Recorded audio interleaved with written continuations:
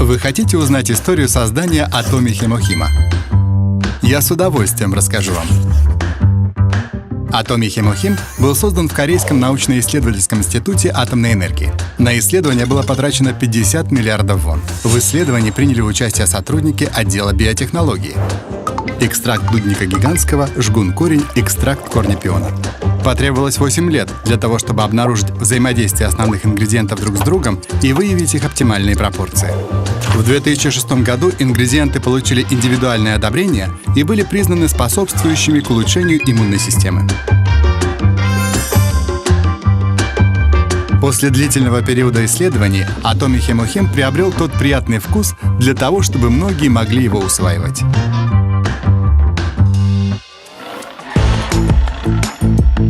В первое время после создания продукта было сложно представить его широкой аудитории. Atomi Хемохим начал выпускаться по 30 пакетиков и стоил около 70 тысяч вон. С увеличением прибыли от продажи росло и количество пакетиков в упаковке до 48 штук, потом до 54 штук и сейчас 60 штук. Также была снижена цена на 1/10.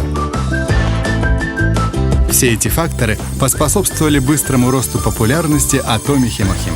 Atomi достигла вершины благодаря Хемохиму.